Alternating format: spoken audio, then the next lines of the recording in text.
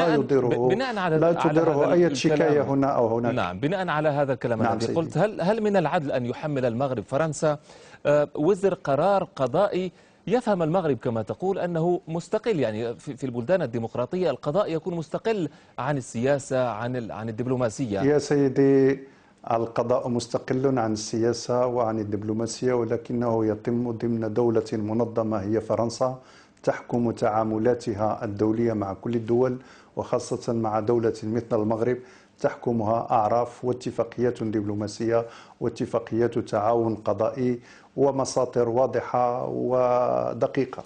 إذن المغرب لا يمكن أن يقبل بتاتا أن يعامل بهذا الاستعلاء، وأن يعامل بهذا الخرق السافر لسيادته والخادش لكرامته. يعني الطريقة التي وأستغرب تتوقع كيف بها الرباط أن تتم التعاطي بها مع هذا الموضوع هو يعني القناة الدبلوماسية فقط. في العلاقة بين كل الدول هناك أعراف وهناك مساطر.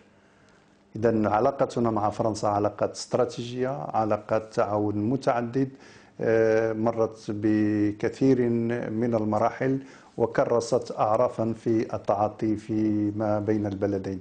نحن نستغرب ما صدر من تصرفات، ونعتقد أن الرد المغربي كان حازما وقويا، مما اضطر فرنسا على أعلى المستويات إلى محاولة احتواء هذه الأزمة على أعلى مستوى. وأعتقد أن المجهودات الحكومية سائرة في هذا الاتجاه، ولكن نحن كمجتمع مدني كحقوقيين نلح ونطالب الحكومة المغربية بأن تظل حازمة قوية ومطالبة برد طيب. الاعتبار للإساءة التي نعم، لحقت بالمغرب. هذا الجدل القائم تشعب كثيرا وأخذ مناحي متعددة، ولكن يعني تم تناسي القضية الأصلية، وهي الشكوى المرفوعة من قبل منظمة فرنسية لحقوق الإنسان ضد مدير المخابرات المغربية. هل هناك أساس لتلك الاتهامات أصلا حتى نعود إلى المربع الأول القضية بدلا من التفرعات التي نتجت عنها؟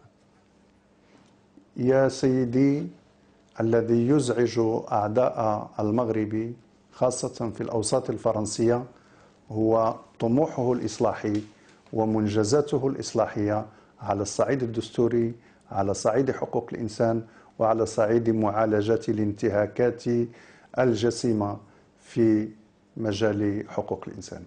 البادي والناس كلها تعرف ماذا قطع المغرب من أشواط، وفي المغرب اليوم لم يعد هناك طابو أو موضوع محرم، فاستقبلنا حتى المقرر الخاص للأمم المتحدة المكلف بالتعذيب. نحن بلد في طور التحول نحو الديمقراطية، ويواصل بإصرار إنضاج تجربته، ولكن لديه الإرادة السياسية القوية في أن تحترم كل حقوق الإنسان في بلادنا، والتعذيب مجرم في المغرب. وحين تحدث بعض الممارسات الفردية هنا وهناك فهناك القانون الذي يطبق بصرامة. ونحن ندرك كذلك أننا نتقاسم مع العالم نفس الانشغالات الحقوقية، ولكن لن نقبل ولا يمكن أن نقبل بأن شكايات عادية قبل أن يتم التحقيق من مصداقيتها تخترق كل المواثيق والأعراف والأخلاق الدبلوماسية. نعم. لتخدش سيادة طيب. بلد، خاصة إذا كانت هذه الشكايات تأتي من أشخاص يعني سبق أن أدينوا في جرائم الحق العام ولهم طيب. سوابق. نحن إن نحترم تحدثنا حقوق أستاذ الإنسان لكل محمد، المواطنين. إن تحدثنا الآن عن نعم. الأثر المحتمل لهذا التوتر الحاصل الذي لم نعتد عليه بين العاصمتين الرباط وباريس، ما هو الأثر الذي تتوقع لهذا التوتر حاليا على العلاقات بينهما؟ ويبدو أن الأمور يعني تتصاعد ولم يتم تجاوزها بسرعة كما ربما كان يحصل سابقا في بعض الخلافات بين البلدين.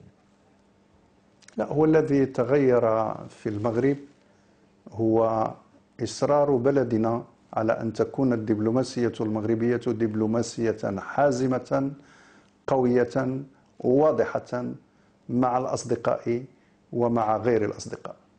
نحن نقر ونفتخر بعلاقاتنا مع فرنسا، ولكن بنفس الافتخار نود أن نقول لفرنسا رفضنا البات وتنديدنا بهذا الأسلوب الفج والذي خلق امتعاضا شعبيا ورد فعل رسمي قوي. ولا يمكن للمغرب أن يقف في وسط الطريق. لا بد لفرنسا أن تدرك أن عهد الاستعمار قد ولى، وأن المغرب دولة ذات سيادة، وأن طموحاته لا يمكن أن يقايضها في سبيل أي مصلحة، وأنه حين تتعرض السيادة الوطنية والكرامة المغربية ومؤسسات البلاد لأي تطاول، فإن المغاربة يقفون رجلا واحدا هل نتوقع الآن لينددوا بما حدث. هل نتوقع أن تعود المياه إلى مجاريها بين الرباط وباريس الآن؟ وهل كاف فقط الاتصال الذي أجراه الرئيس الفرنسي مع العائل المغربي؟ يا سيدي، أن يبادر الرئيس الفرنسي للاتصال بجلالة الملك فهذه رسالة على وعي فرنسا بخطورة الانحراف الذي تم وبقبح الجرم وببشاعة ما حدث. وستتواصل اللقاءات والاتصالات بين الحكومتين لإيجاد الآليات الضرورية لاحتواء الموضوع، لكن لا يمكن أن تعالج هذه الأزمة على حساب كرامة المغرب وعلى حساب مصداقية مؤسساته وعلى حساب الوضوح والشفافية والثقة التي يجب أن تبنى عليها العلاقات بين الرباط وباريس. الذي فاجأ المغاربة هو إيماننا بأن فرنسا شريك وحليف استراتيجي، ونشتغل في أجواء من الثقة تسمح بمعالجة كل الإشكالات.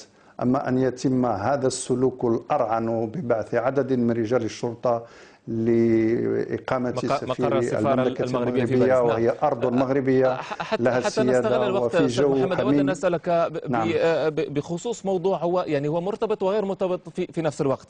يضاف إلى كل ذلك التصريحات التي نسبت للسفير الفرنسي في واشنطن التي اعتبرت من طرف المغرب بالقدحية. هل هناك رابط مباشر بين هذه الأحداث الحالية بين فرنسا والمغرب وهذه التصريحات، أم أنها مجرد مصادفة الآن؟ يا سيدي، الخارجية الفرنسية كذبت ذلك، ولكن هذه جزئية. نحن نعتقد أن ولكن ذلك لم يكفي الرباط. الناطق باسم الحكومة المغربية قال أن ذلك النفي غير كافي. لا بد من فرنسا أن تقوم بكل التحريات الضرورية وأن تتخذ الإجراءات التأديبية وأن تعتذر للمغرب على ما بدر من كل المسؤولين الذين أساءوا إلى المغرب. نحن لا نخاطب الأشخاص، نخاطب الدولة الفرنسية والجمهورية الفرنسية بمؤسساتها الدستورية.